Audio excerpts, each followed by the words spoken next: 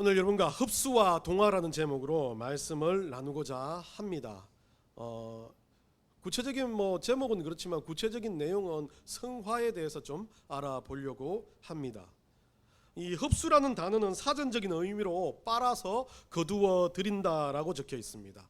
이 과학에서는 흡수를 기체가 액체나 고체 내부에 빨려 들어가는 일을 말하고, 물질이나 구조체 속에서 음파 등의 탄성파 또는 전자기파 등의 복사선의 에너지가 감소되는 일도 흡수라고 합니다. 과학 선생님은 아닌데 쉽게 말하면 에너지가 큰 대상이 있으면 그 대상에 스며 들어가는 현상 자체를 흡수라고 합니다.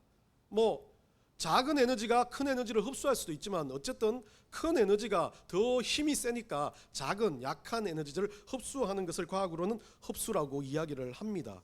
근데 제가 이 흡수를 찾다가 독특한 걸 찾아냈습니다. 수학의 법칙에서는 흡수를 뭐라고 말하냐면요, 동일한 공간이 양이라면, 아이고 어렵다, 공간이 작을수록 흡수성이 크게 된다.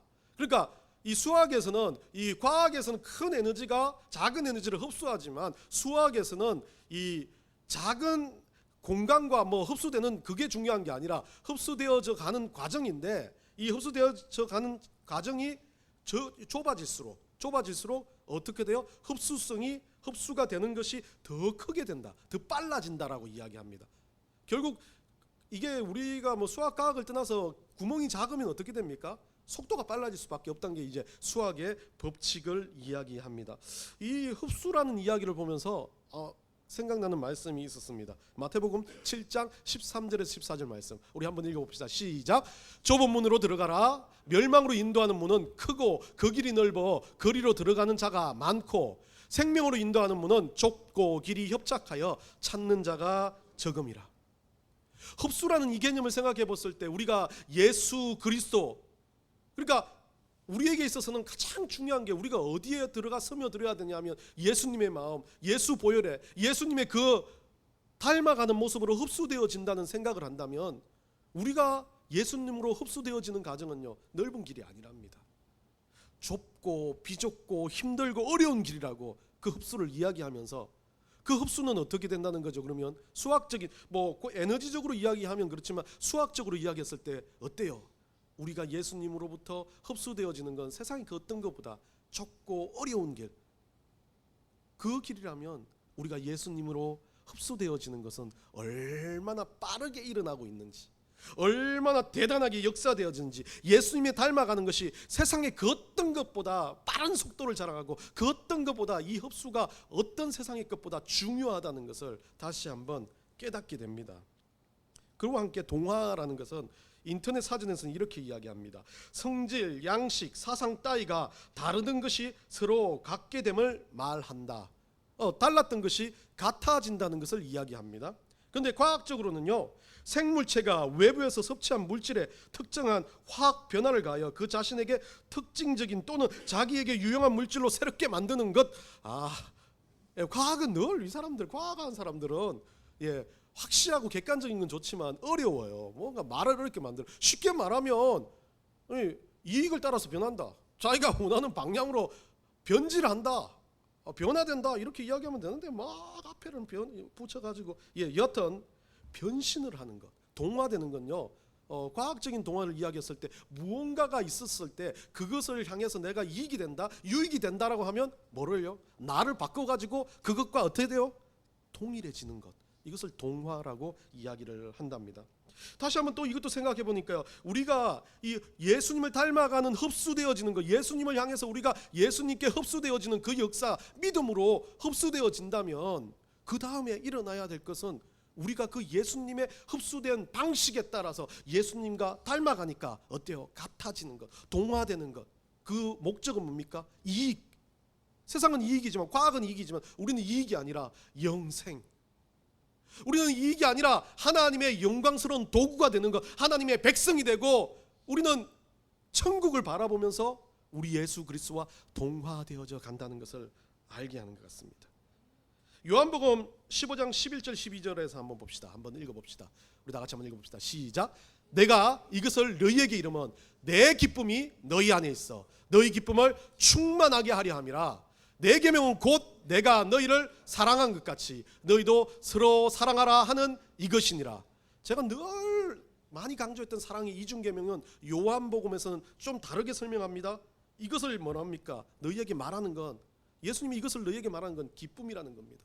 내가 기쁘기 때문에 너희 안에서 기쁨이 충만해지게 하려는 건데, 쉽게 다른 말로 하면 이 기쁨이란 건 우리가 가지고 있는 궁극적인 목적, 우리가 살아야 할 이유, 우리가 이 세상 가운데 주님 안에 사는 모든 삶의 방향, 쉽게 말하면 저는 이것을 비전으로도 이야기했고 여러 가지도 이야기하지만 예수님은요 이걸 기쁨이라고 이야기합니다.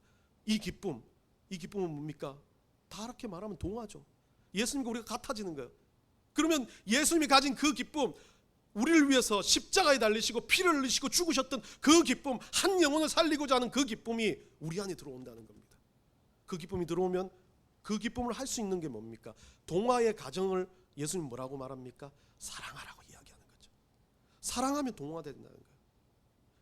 믿음으로 우리 예수님의 그 모든 것들이 흡수되어진다면 우리는 사랑할 수밖에 없는 존재가 되어진다라고 말을 하는 겁니다.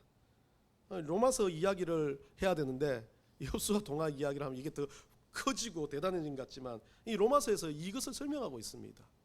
우리가 어떻게 사랑할 수 있냐, 어떻게 예수님을 닮아갈 수 있냐, 예수님께 어떻게 흡수되고 예수님과 어떻게 같아질 수 있냐, 그거에 대한 오늘 이야기가 로마서에 있는 이 이야기이며 또 로마서에 전체적으로 말씀해 주신 이야기이기도 합니다. 죄에 대한 문제, 그리고 그 죄를 해결하고 그 죄와 함께 살지 않고, 지난주에도 우리가 지지난주에 설명했나요? 죄에 대한 문제를 이야기했습니다. 그 죄를 벗어나 우리 주님과 함께 살아가는 것. 그런데 벗어나는 건 어때요? 우리 주님께서 주시는 선물이라고 했습니다. 그런데 그 죄로 벗어난 우리들은 어떻게 됩니까? 원죄가 벗어난 우리는 모든 문제와 죄들 앞에 직면하게 됩니다. 문제와 어려움, 아픔, 고난, 좁은 길과 같은 우리에게 유혹 같은 많은 것들이 일어났을 때 우리는 그것들을 어떻게 해야 되냐, 그것들 가운데 어떻게 살아가야 되냐, 성화의 삶, 흡수와 동화의 삶을 살아가는 게 우리의 목적이며 우리 인생이 살아갈 마지막 남은 방향이라는 것을 오늘 설명을 해줍니다. 이 흡수성이 높아지는 좁은 길이 되면, 흡수성이 높아지고 빨라지기 위해서 이 좁은 길을 걷게 된다면 어떻게 됩니까? 흡수성은 높아지고 속도는 빨라지지만 그만큼 빨라지는 만큼 어떻게 돼요? 압박과 고통과 문제와 아픔들이 넘쳐난다는 겁니다. 그러다 보니까 이 속도가 빨라지고 좁은 문으로 들어가면 들어갈수록, 우리는 좁은 문으로 읽었지만 그 좁은 문 안에 영생이 있다는 것 때문에 우리는 들어가는 거지만 이 좁은 문이 어때요? 정말 부딪혀요.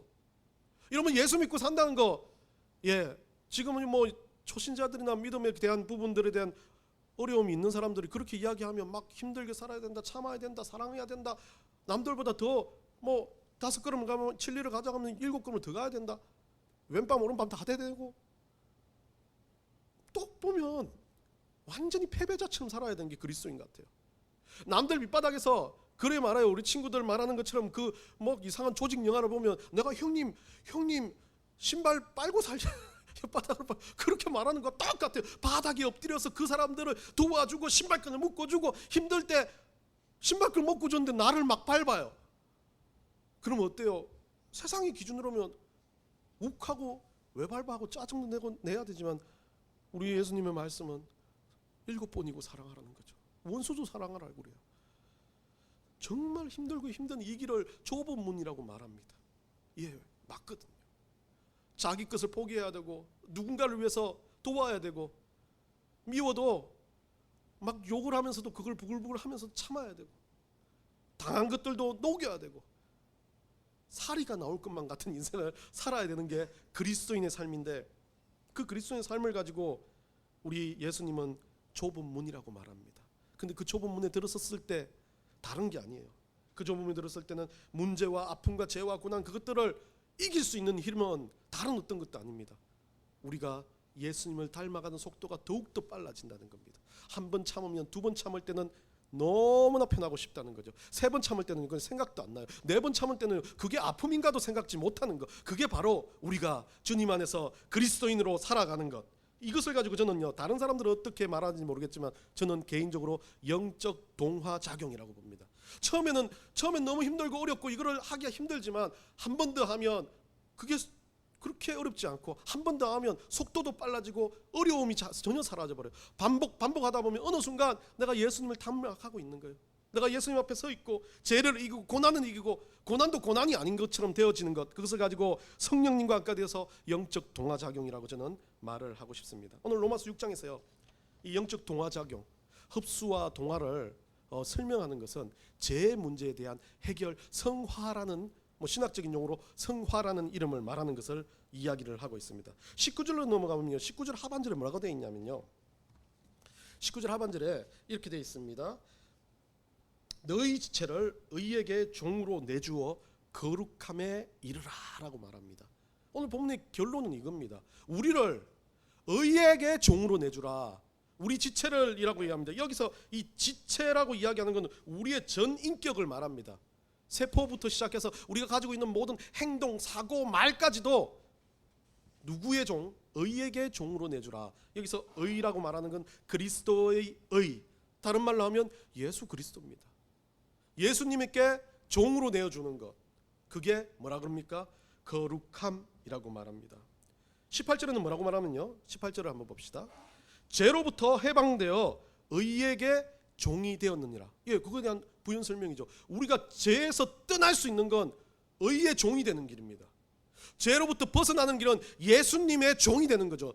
죄의 노예가 아니라 예수님의 노예가 되는 것, 그게 바로 죄로부터 벗어나는 유일한 길이라는 거죠. 한마디로 하면요, 우리의 죄를 벗게 하신 예수 그리스도께 우리가 흡수되어져 가는 것, 믿음으로 내가 예수님 앞에 들어가는 것, 좁은 문을 들어가듯이 내가 주님 앞에 의지적으로 믿음으로 주님 예수 그리스도를 향해서 들어가는 것, 믿음으로 들어가는 그 일들이 일어나면, 그 흡수가 일어나면 이 예수 그리스도의 의에 우리는 어떻게 돼요? 종으로 동화되어지는 것, 예수님을 닮게 되는 것, 예수님을 따라가게 되는 것. 이 종이란 말은요, 우리가 말하는 그 무언가를 주인을 위해서 봉사하는 종이기도 하지만 주인을 위해서 모든 것을 던지는 것, 그러니까 주인과 같아지는 거예요.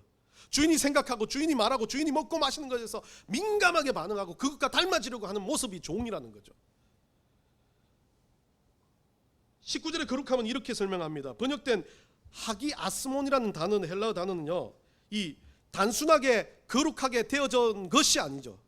진행형을 말합니다. 거룩하게 변신되어지는 과정, 거룩하게 되어지는 것 과정, 거룩한 상태가 되어지는 것을 의미하고 있습니다. 우리는요, 그래서 나는 거룩하다라고 이야기하지 않습니다. 거룩해져 가야 한다고 말합니다. 나는 그냥 그 예수님을 통해서 이 흡수돼서 막 계속 동화되는 거지, 단순하게 나는 한번 동화된 걸로 끝나버린 게 아니라는 것을 이야기하고 있습니다. 에베소서 4장 13절 한번 읽어봅시다. 에베소서 4장 13절입니다. 시작. 우리가 다 하나님의 아들을 믿는 것과 아는 일에 하나가 되어 온전한 사람을 이루어 그리스도의 장성한 분량이 충만한 데까지 이르르니. 오늘 에베소서 사도 바울은 그렇게 말합니다. 예수님을 닮아가는 건 누구도 예수님 닮았다고 말할 수는 없습니다. 예수님 될 수는 없지만, 그런데 그 그리스도의 장성한 분량, 장성한 분량이라고 말하는 건요, 이게 장성한이라는 마지막 존재는 없습니다. 장성할 수가 없습니다. 완벽한 장성은 없습니다. 그러나 그 끝자락이 보이지 않는 그 길, 예수 그리스도를 닮아가는 그것에 이르기 위해서 안간힘을 쓰고 노력하는 것, 이루기 위해서 우리 가운데, 이 땅 가운데 우리가 해야 될 모든 것들을 다 거는 것, 그걸 가지고 자라가기를 원한다는 사도 바울의 이야기를 하는 거죠. 사도 바울은 이거를 뭐라 그럽니까? 성화라고 그럽니다. 그래서 많은 신학자들은요, 성화, 우리가 거룩해지는 것, 우리가 예수님 닮아가는 것, 우리 예수님과 함께 되는 것, 우리 성령께서 역사하셔가지고 내가 예수님처럼 살려고 노력하는 것, 그것을 가지고 뭐라 그럽니까? 성화라 그러는데, 성화는 단순히 되는 게 아닙니다. 점진적으로 이루어진다. 완벽한 성화는 없습니다. 우리 이 땅 가운데 한성원 목사가 가야 될 성화의 지점이 있을 수도 있고, 여러분들이 가야 될 성화의 지점이 있을 수 있습니다. 개인마다 다를 수 있습니다. 똑같은 성화가 아닙니다. 예수님을 닮아가는 과정이 다 다를 수도 있어요. 나는 예수님이 주셨던 정말 사랑하는 인품, 누군가를 위해서 봉사하고 헌신하는 것, 누군가를 위해서 지적으로 봉사하는 것, 그 모든 방향이 다를 수 있겠지만 동일하게 우리가 닮아가야 할 목적은 예수 그리스도라는 거죠. 성화의 끝자락은 예수 그리스도를 닮아서 예수님을 내가 의지적으로 끝까지 그 예수님을 닮아가고자 하는 끝자락, 장성한 분량까지 가기 위해서 노력하는 그 마음에 있다는 거죠. 성경에서는요. 그렇기 때문에 많은 우리가 잘못되어 있는 것들은 한번 우리가 받은 은혜 그거 가지고 막 우리는 그냥 괜찮은 것처럼 살아가야 되지만 신앙이 들어오고 난 다음에 우리가 받았던 은혜와 달리 그 은혜는 시작점에 불과한 거죠. 또 다른 은혜가 시작되는 겁니다. 또 다른 질서가 시작되고 또 다른 길이 시작되고 또 다른 주님 안에서의 삶이 시작되는 것, 새로운 피조물이 되는 것, 그것 자체가 우리가 새롭게 되어지는 출발점이 된다는 겁니다. 그게 처음에 흡수가 일어나고 그 다음부터는 어떻게 돼요? 동화의 영적 동화작용들이 반복 일어나야 된다는 것. 그게 바로 성화의 모습이라는 겁니다. 우리는 목적을 가지고 태어났습니다. 예, 누구누구의 자녀, 누구누구를 부양할 사람, 누구를 어떻게 살아가야 할 목적도 있겠지만 궁극적인 인간의 목적은요, 우리 하나님을 영화롭게 하는 겁니다. 우리 하나님을 위해서 살아가는 겁니다. 하나님의 영광이 되는 존재입니다. 우리가 이 영광이 되는 존재들이 존재의 목적이 분명한데 뭐 때문에 어두워졌습니까? 뭐 때문에 떠나려고 합니까? 죄라는 겁니다. 원죄와 달리 우리 주변에 넘쳐있는 욕망의 죄들입니다. 이거 하면 재밌을 것 같고, 이거 하면 행복할 것 같고, 이거 하면 뭔가 대단할 것 같은 그런 많은 것들로 인해서 우리는 우리가 살아야 될 영광의 목적을 잃어버릴 때가 참 많이 있습니다. 범죄 조사하는 사람들, 범죄 프로파일러 심리학자들이 이야기하는 대부분의 이야기가 그렇습니다. 이 범죄자들이 가지고 있는 심리 상담하면 똑같은 한 가지 요소가 있다면 대부분 어렸을 때부터 뭐 부모가 학대했든 뭐든 이런 거에 문제가 아니라 자기 스스로가 자기 가치가 존중이 여김을 받지 못한다고 생각한다는 겁니다. 정말 좋은 가정에서 부모님이 괜찮은 가정에서 태어났는데 그 사람은 너무나 좋은 집안에서 좋은 교육을 받고 살아난 사람도 범죄를 저지릅니다. 이유가 뭐냐 보니까 다른 아무것도 없는데 다른 극악적인 범죄자들과 똑같이 자기의 자존감이 없어졌을 때 범죄가 일어난다는 거죠. 난 존귀한 존재라고 생각하지 못할 때 범죄를 저진답니다. 이유는 뭐겠습니까? 내가 존귀하지 않으니까 모든 대상들도 존귀하지 않은 존재가 되는 겁니다. 사람은 근본적인, 저는 그래요. 이타적인 존재가 되어야 하지만 사람은 근본적으로 이기적인 것 같습니다. 자기 스스로를 돌아보지 못하는 사람은 남을 돌아볼 수가 없습니다. 자기 스스로를 돌아볼 수 있는 사람이 남을 돌아볼 수 있는 근거가 된다는 거죠. 자기한테 역지사지의 마음이 없는 사람은 남을 돌아볼 수 없습니다. 예수 그리스도를 위해서 흡수되어지는 우리들은요, 우리 죄를 돌아볼 수 있어야 됩니다. 우리의 욕망을 돌아볼 수 있어야 됩니다. 내가 좋아하는 게 뭔지, 내가 싫어하는 게 뭔지를 바라볼 수 있다면 남들 앞에서 내가 좋아하는 것에 대해서 남들에게 그것을 좋아하라고 말하지 않습니다. 그 사람도 좋아하는 게 있고 싫어하는 게 있을 거라고 판단되어지는 것, 그게 이타심이 되는 겁니다. 본문이 계속 반복되는 건요, 죄 속에서 뒹굴었던 옛사람으로는 돌아갈 수 없다라고 말합니다. 이유가 뭐겠습니까? 우리는요, 로마서 6장 12절에 먼저 나와 있는데 여기는 안 나와 있지만 우리가 안 읽었지만 이렇게 되어 있습니다. 그러므로 너희는 죄가 너희 죽을 몸을 지배하지 못하게 하여 몸의 사역에 순종하지 말고 지배하지 못하게 하여라는 이 단어죠. 왜 지배하지 못합니까? 죄가 우리를, 원죄가 우리를 지배하지 못하게 하는 건, 원죄는 예수 그리스도인에서 끊어졌습니다. 떠나버렸습니다. 그런데 자범죄와 지금 우리가 가지고 있는 죄들이 우리 가운데 득실득실 늘어나는 건 그것 가지고 우리가 뭐 해야 되는 거죠? 동화작용을 가지고 계속 영적 싸움을 죽을 때까지 해가야 된다는 거죠. 지배하지 못한다라고 하지 않습니다. 못하게 하여라는 거죠. 그게 거룩함을 사모하는 겁니다. 그게 성령님께 나를 의지하면서 사는 겁니다. 제 자범죄 지을 수도 있어요. 욕도 할 수 있고 누군가를 피해를 할 수 있고 누군가를 막 진짜 우리가 상상으로 살인도 할 수 있습니다. 성경에서는 그 모든 죄가 진짜 살인을 하는 것과 똑같다라고 말합니다. 죄의 정도와 감흥이 없습니다. 죄는 죄입니다. 그러면서 그 죄를 어떻게 말합니까? 그 죄가 일어날 수 있습니다. 용서받을 수 있습니다. 그런데 뭐 하지 말라고요? 지배하지 못하게 하라는 거죠. 죄에 빠져 살지 말라는 겁니다. 성화는요, 죄로부터 벗어나는 길인데 성화가 되었다고 해서 죄를 안 짓는 거 아니라는 겁니다. 그 죄에 의해서 내가 반복적으로 죄를 짓고 살아가지 않게 하라고 하는 것, 그게 진짜 중요한 겁니다. 어떤 청년과 함께 상담을 했습니다. 그 청년이 말합니다. 한 번의 실수를 했습니다. 자기가 잘못된 욕망에 의해서 그 일들을 저질러 버렸습니다. 돌아갈 수가 없다라고 생각합니다. 그러니까 그렇게 열심히 공부하는 친구가 삶이 떨어지고 주변도 없어지고 막 히키코모리처럼 자기 방에 들어가가지고 견디지 못해 합니다. 저한테 찾아왔습니다. 저도 별거 없는 노량진에서 그러고 있을 때 찾아왔습니다. 밥을 사주고 이야기를 듣는데 이 친구가 하는 말이 그겁니다. 자기 자신이 미워서 못 견디겠다는 겁니다. 내가 왜 그런 죄를 지었는지 후회하고 또 후회한답니다. 그래서 그 죄에 대해서 자기는 생각만 나면 막 소스라치게 놀라고 힘들고 어렵다고 말합니다. 그러면서 자기는 모든 것을 손을 놨고 죽고 싶다라고 이야기합니다. 제가 너무 단호한 사람인지 모르겠지만 저는 그렇게 이야기했습니다. 그 죄에 대해서 네가 그렇게 힘들고 어렵다면 너는 나한테 그 천주교처럼 고백을 하지 말고 하나님 앞에 고백을 해봤냐라고 물었습니다. 회개를 했냐고 물었습니다. 했지요. 기도했지요. 눈물을 흘렸지요. 그게 인륜적인 범죄냐? 네가 세상에서 말하는 범죄라면, 네가 그게 세상에서 말하는 법적인 문제라면 자수해라. 아니, 안 받아줍니다. 그런 죄는 아닙니다. 그러면 뭐가? 네가 주님 앞에 회개했는데 지금 네 감정은 제 올무에 잡힌 사람이다. 네 삶을 포기하고 네 주변 환경을 포기하고 너를 바라보고 정말 시골에서 그렇게 피땀 흘려 기도하는 부모님 앞에 더 큰 죄를 짓는 거다. 왜 그 죄에서 벗어나지 못하냐? 그 죄를 법적으로 세상으로 문제되었다면 세상 앞에서 떳떳하게 그 죄에 대한 대가를 받아라. 그리고 그게 윤리적이고 환경적이고 우리 주님 앞에서 했다면 무릎 꿇고 주님 앞에 진짜 회개 기도를 해라. 그러면 그때 돌아섰을 때 그 죄보다 네 안에 들어오는 기쁨과 그 성령의 역사가, 예수님을 닮아가는 너의 마음속에 있는 그 역사가 더 크게 일어날 거다. 그랬던 기억이 납니다. 여러분은 어떻습니까? 죄의 유혹에서 어떻게 살아가고 있습니까? 그런데요, 우리가 살아가는 이 땅 가운데서는 아차하다 보면 죄를 짓습니다.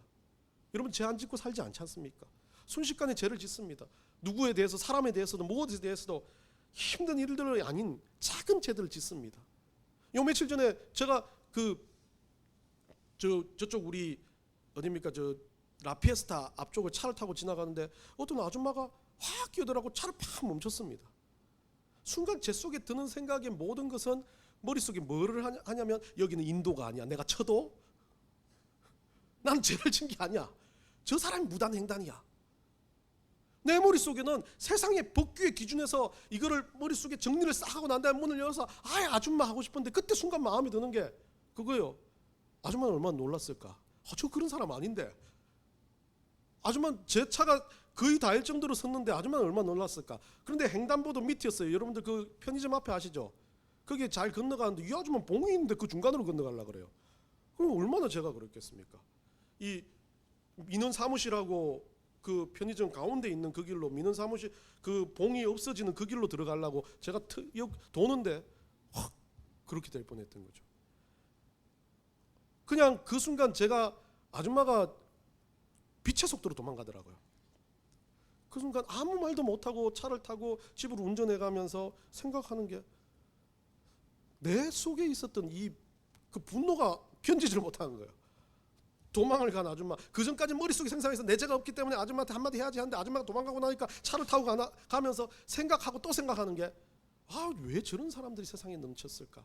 왜 저런 아줌마가 있을까? 왜 무시를 하고 살까? 왜 법규가 그렇게 많은데 힘들게 할까? 라고 생각하는 그 마음에 그냥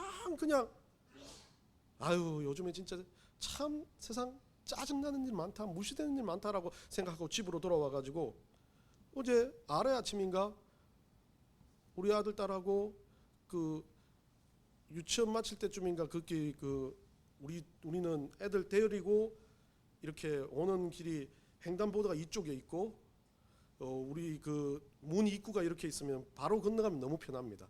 유치원에서 내릴 때, 그 태권도 도장에서 내릴 때 이쪽에서 타고 그냥 그 무단 횡단해서 건너가면 아주 편합니다. 여기에 그 건너가는 길 횡단보도는 이렇게 가가지고 돌아가야 될 길이니까 그냥 이렇게 건너가지 않으면 그쪽에서 엘리베이터 타고 올라가가지고 또 저쪽으로 가야 되니까 제일 좋은 길은 무단 횡단을 하는 길입니다. 그래서 나도 모르게 애들을 붙들고 가방을 들고 무단 횡단을 하고 있는 겁니다. 그 무단 횡단을 하면서 아무렇지 않게 막 기쁘게 누구야 하면서 건너가고 있는 겁니다. 생각해 보니까 그 아줌마는 아나 다를 바가 없는 모습이에요. 내 이기심에 내 욕망에 내가 하고 싶은 대로 하고 있는 거 아닙니까? 그러면서 나는 그것이 죄가 아닌 그냥 당연한 일, 빨리 갔으니까 차도 안 오니까 나는 그냥 잘했지라고 생각하고, 그 아줌마는 내가 부딪힐 뻔했으니까 욕을 얻어먹어야 된다. 저런 나쁜 사람이 어디 있냐라고 생각하는 겁니다. 우리 하나님 보시는 건요, 저와 그 아줌마 차이는요, 백지 한 장도 안 날 수 있어요. 그 아주머니가 더 하나님 보시기에 괜찮을 수 있었어요. 저는 당연한 듯 습관화되어 있는 사람이지만 그 아줌마는 처음일 수도 있어요. 우리는 그렇게 판단을 합니다. 그렇게 죄에 대해서 생각합니다. 아무렇지 않게 나는 죄인이 아니다, 나는 그거에 대해서 자유에 있다라고 생각합니다. 죄에 대해서는요, 자신의 과신과 방심이 있으면 안 됩니다.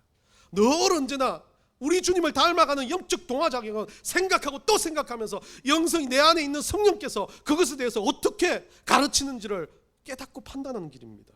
여러분, 사도 바울은 늘 말하지 않습니까? 예수님도 제자들한테요, 이 겟세마네 동산에서 기도하실 때 예수님이 기도하고 돌아오니까 제자들이 다 졸고 있었어요. 그 예수님이 한시도 나와 함께 깨어 있을 수 없느냐라고 그렇게 말합니다.